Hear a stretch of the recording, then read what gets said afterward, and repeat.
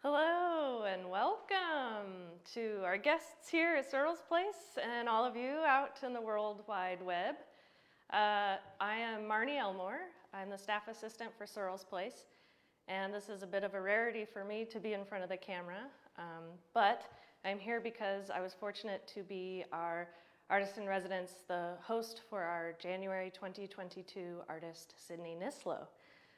Which I will get to her in a second, but I just wanted to announce, which we are excited to share our 10th anniversary. And don't worry, we will celebrate the whole year long. And our director of programming, Jody Eichelberger, will let you know about some of our special events coming up at the end of this presentation. So, our artist, Sydnie Nislow, she joins us from Maryland. She is a sculptor and has studied at the Rhode Island School of Design as well as the Royal Academy for Art in The Hague. She has been working with paper pulp as her medium, and some of the concepts that she is focusing on include stability, structure, support, and balance. Let's see, I guess I'll just hand it off to Sydnie and she will present some of the work she has been doing while she has been here for January. Sydnie, thank you.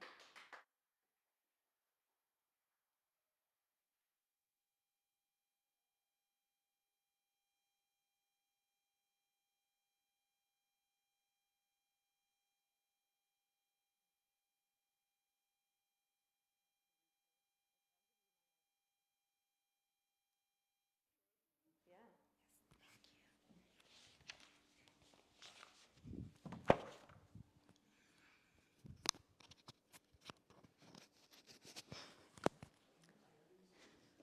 All right, how is that? Perfect. All right.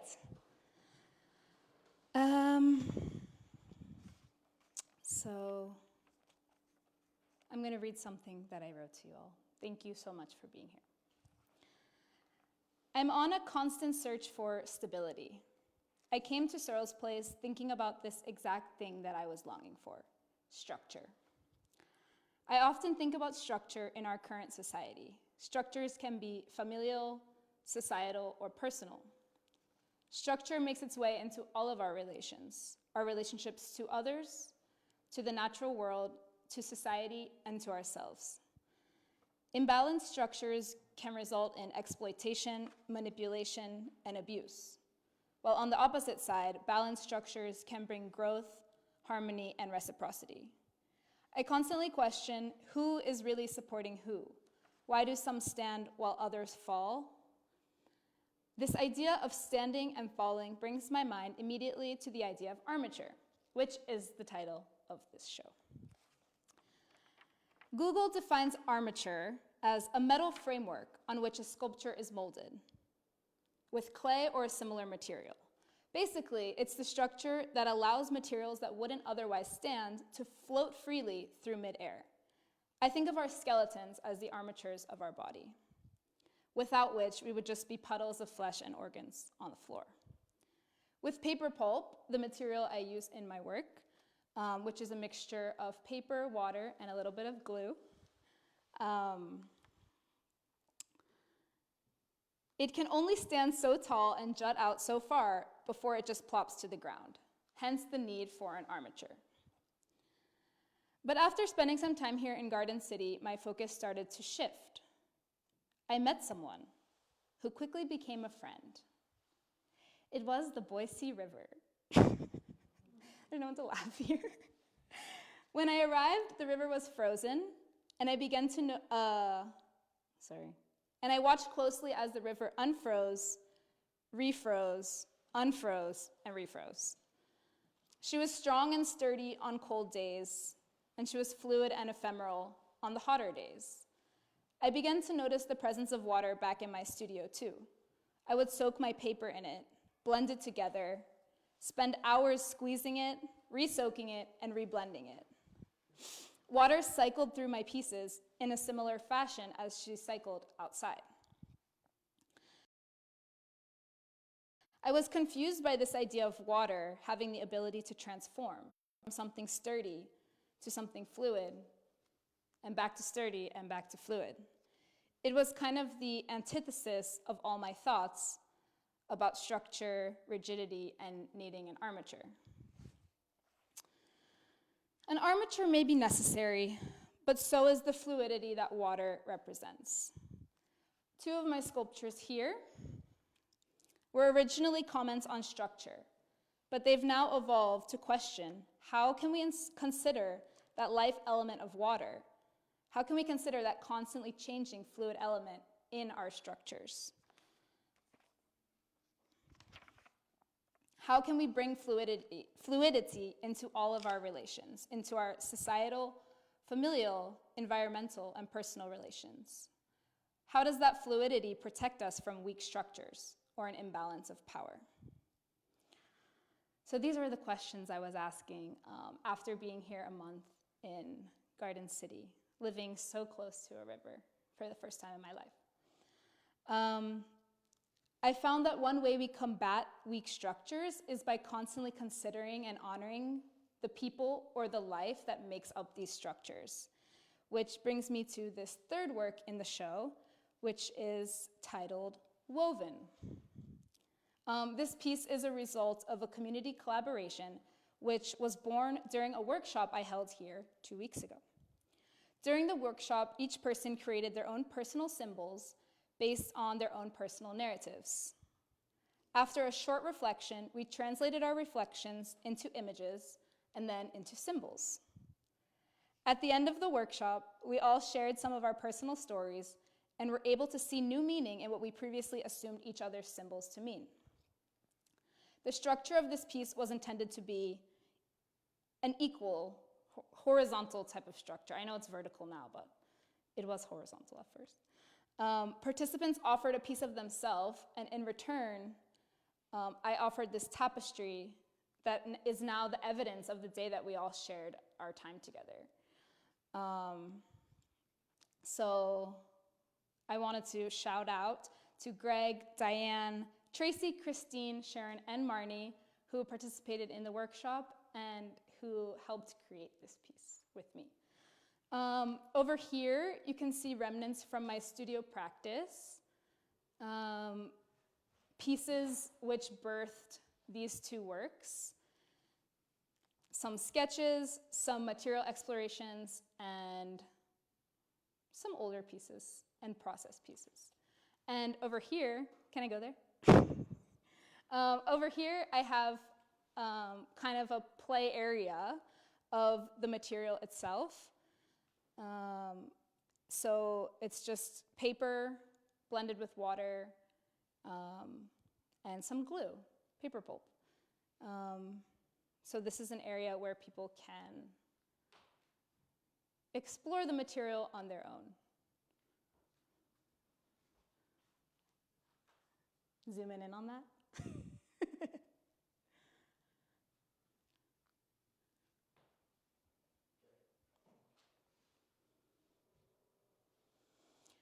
So that's a brief introduction to my work. I wanted to keep it short and simple and not give too much away in the beginning. So I have some thanks to say, to offer my gratitude. I want to say thank you to Greg, Jody, and Marnie, who helped Surel's Place run smoothly. I want to thank the entire community for supporting Surel's Place so then I can also be supported in return. So thank you to everyone who comes to events and helps this place thrive. And I would love to thank Makita Wilbur and Adrian Keene, the two hosts of the podcast, All My Relations, which kind of got me through this past month. So thanks everyone for tuning in. And if you have questions, I would love to hear them. So, cut. Well, not quite yet. Not quite yet. I'm Jody Eichelberger. I'm the program director at Surel's Place. And you are invited, if you are watching us on Facebook Live, or those of you who are with us here in the room, if you have any questions for Sid, this is the chance where we get to ask about her time here, her process, anything you want to know about. And we can start off with one question right away, which is from our dear neighbor, Jason Jones. who who's on the other side of this wall and actually was just here in this room a few moments ago. He is interested in knowing that besides your friend, the Boise River, and the Greenbelt, what has been your favorite part about being here in Boise? He wants me to say that time we went out, right? Yes, he does. Meeting him. Jason. He wants you to say meeting You, him. Jason, you. Yeah.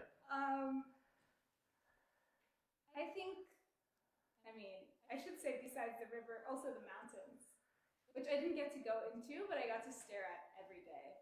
I was really thankful to be here in winter, I think, as well, when it was going back and forth between sunny days and then really cold days and ice and water, and just watching that season was so awesome. I think that was one of my favorite parts of being here, walking up and down the Greenbelt, for sure. I know you did spend more time than you initially thought just working here in the studio as opposed to like being out in the community.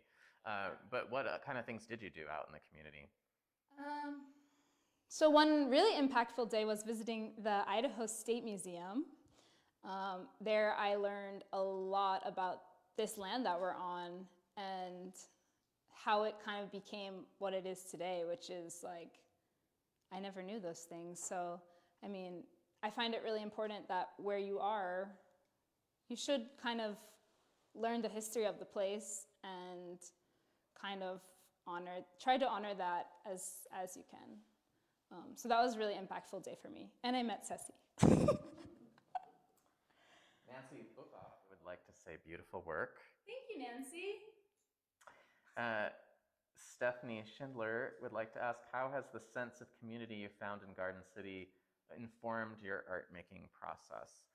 We might expand that to just be like, how does being in this house by the river change or influence the work that you did, as opposed to if you had been back in Massachusetts or sorry, Maryland or in Holland?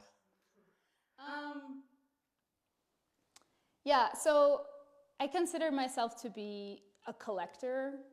I collect trash all from the street. I collect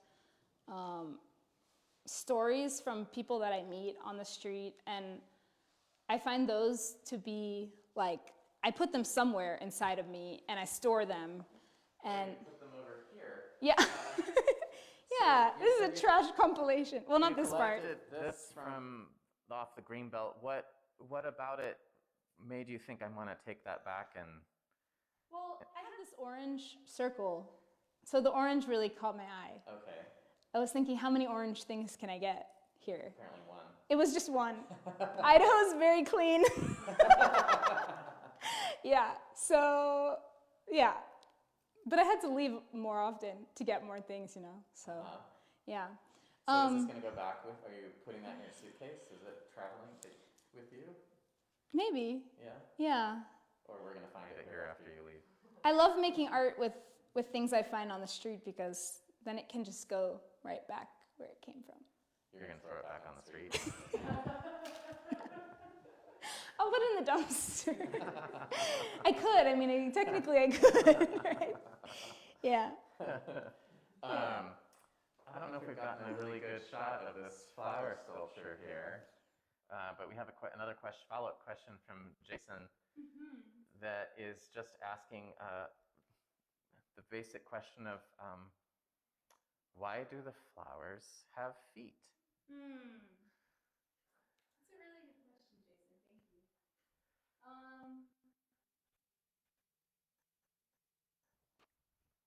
So this piece is actually titled Being Like Purslane. And I read a story on Instagram once about how purslane, it came from, I believe, Spanish settlers. So it's a non-native plant, and now this plant kind of is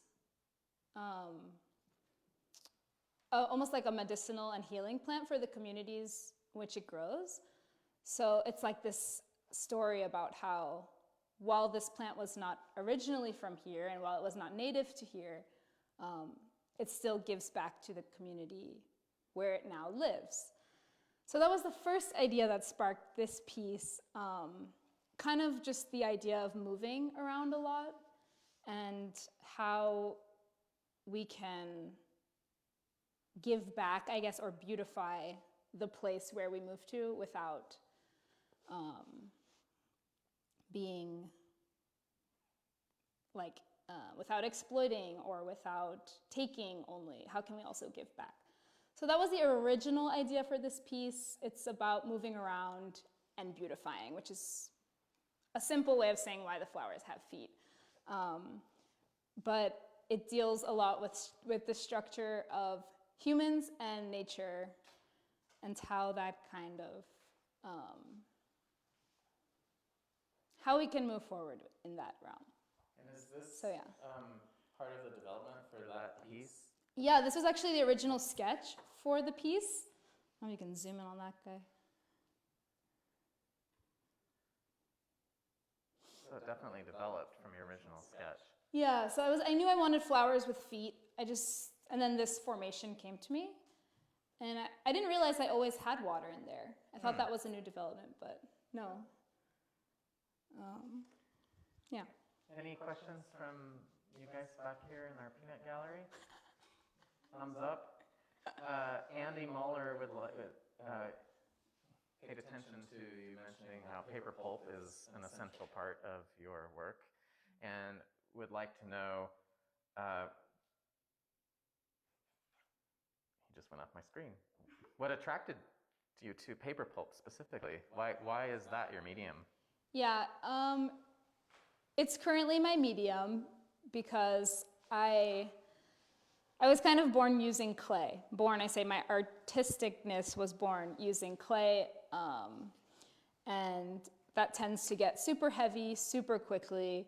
And as someone who is constantly on the move, I kind of took to paper pulp as a method that I didn't need any tools really, or a studio, a workshop or anything. I can just make it in any place, and it's very easy to transport. It's very light, and there's so much waste paper all around us. I mean, the material is like all over. So recycling that paper is really easy, and yeah, it's strong and it's light. So yeah, thanks, Andy. I have a question. Can I ask a question from the peanut gallery here? I got my own microphone, so I reserve that right. The folks at home saw the photos that Matthew Wardell from Vision Kit took of you, and during that process, what did you learn from those in that session? I mean, I imagine you don't see yourself working all that often, and you had a chance to do that. I'm just curious how that experience was, and what you came out of it with. Yeah.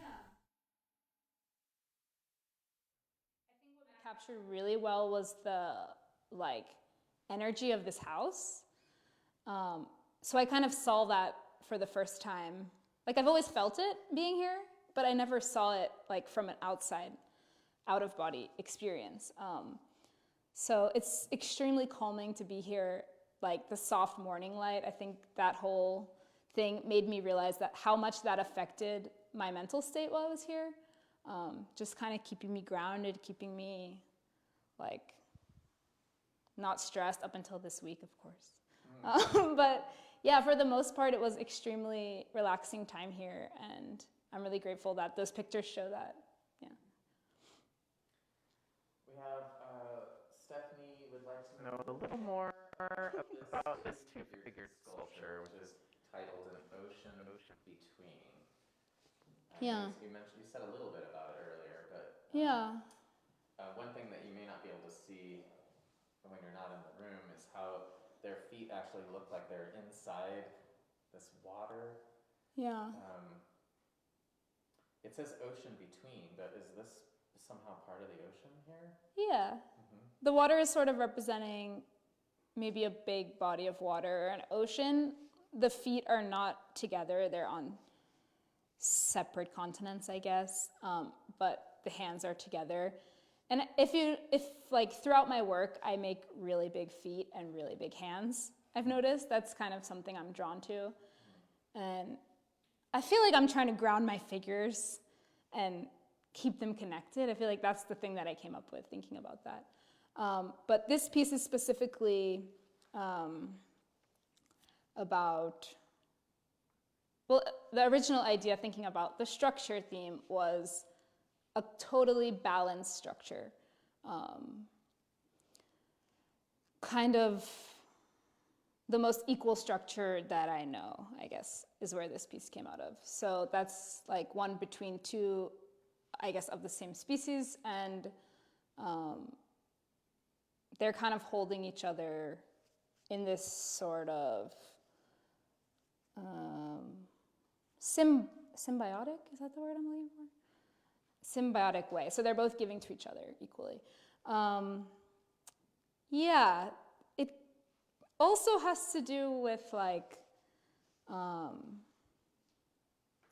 it's a lot. I don't like to give too much away, but yeah, I would say this is more just about a reciprocal version of structure. Yeah. Great, thank you. Thank you. Sustainable art, I love it, says Andy. Good, well one of the fun things about the piece that was made by the community here, which I don't know that you mentioned, is that each person in the workshop made 5 symbols, and 4 of them, right, are in the piece. What happened to the 5th piece? So I often work in this way that I make just a quarter of an image and then I repeat it. You can see here in this piece, actually. I've done the same thing. So I just think of that much of it and then repeat it 4 times. So I kind of use that same method here to make a larger and more impactful piece just by each person making 1 symbol. So anyway, the 4 times repeat happened here, and then the 5th symbol that people made, it was intended to be gifted to another participant. Didn't work out as well as intended, but yeah, I wanted each participant to give their symbol as a gift, so like a piece of their story to someone else, and then they receive a piece of another person's story. So that was how the workshop ended. What was it that people didn't want to give up their symbols? Well, some people wanted to take their own symbol home.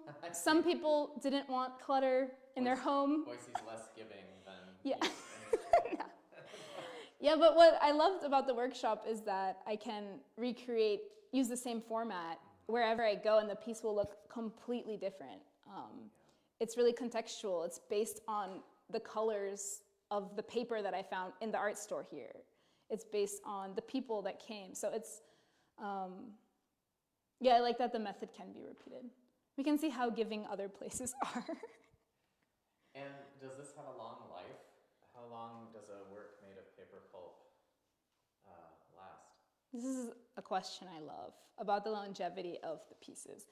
So technically, the paper pulp, if you spray it with water, it will soften up and it will fall over. I do coat I've coated this piece because to give it a little bit of a longer life. So however long a clear coat spray paint lasts is how long this will last. But I think about that a lot with paper being such a fragile material. It's like, you know,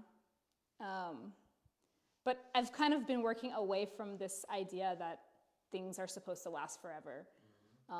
That brings me to like the resin I used to use and the plastic I used to use, and nothing in nature lasts forever. So I'm kind of trying to bring that back into my work. So I really don't want it to last forever is the point. Is part of the balance then, like in this piece, it's not only the tension that we see with the weight, but it's also a balance of time, of how long, like what is do you have an expectation for how long this piece will be in the world, or?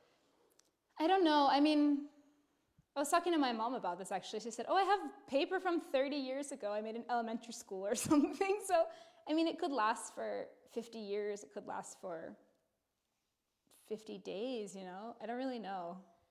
I don't know. Well, let's end with this question Okay. from Rachel. Hey, Rach. What is the importance of showing the connection between nature and humanity in your work? Just a little question. Small question. Small question. Can you read that question one more time? What is the importance of showing the connection between nature and humanity in your work? Yeah, well, I guess they're not really different things if I'm really thinking about it. Humans are just pieces of nature. So I guess I'm considering all relationships at once. But yeah, I guess I think through my personal way of how I want to relate to nature. And then, wait, can you read the question one more time? I'm losing my answer.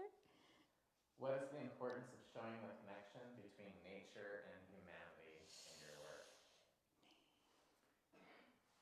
I mean, I would even, like with this piece, I'm wondering, like the fact that they have feet, Yeah. somehow that connects the flower to humanity in a very, because the feet are a human form. Yeah. But the flower is obviously nature. Yeah. So it seems like that piece you've captured something there that is beyond what we experience. Yeah. Yeah, I guess I would just say that, like, I guess I'm working in my life towards this kind of equal relationship. And so the more that I can bring those two things together in my work, the more I can understand how that equal relationship can look in reality. So it's important to me to keep striving to be better in that sense, to be in better relation with nature. So, yeah. It's a big question, yeah. Sorry, Rach. Thank you so much. Yeah. So I'm going to stand here for a bit longer with this piece of nature, or humans that are pieces of nature. Yeah. Just to let you know about some upcoming opportunities for those of you that are close enough to join us for these. I understand that you are going across the ocean very soon, and the next artist coming in is also coming from across the ocean. It's Kato. We have to verify the pronunciation of his last name. We think it's Kange. Is coming from Nairobi, Kenya, and will be landing here on February 1st. He is named by People Now as one of the top 10 Kenyan guitarists under 35, and is really focused on bringing African rhythms and influences into his music, which is also jazz and blues influenced.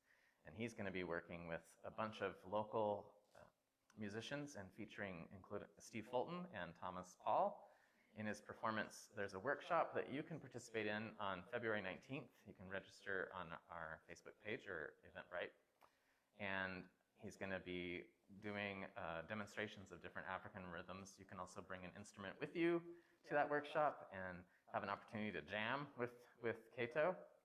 And then on March 4th, on Friday at the Sapphire Room at the Riverside Hotel, he's going to be performing with the house band, those guest artists, and we also have a bunch of artists from Treasure Valley Artists Alliance who submitted work with the theme Blues, Jazz, Swing, and they're going to be in the lobby. So that's all available to you coming up next month at Surel's Place. And thank you so much for sharing your work with us and interacting with the community here. And it's been a pleasure to have you and be here with my big feet. Ground yourself. Grounded. Thank you. Yeah. Thank you so much. Good night, everybody.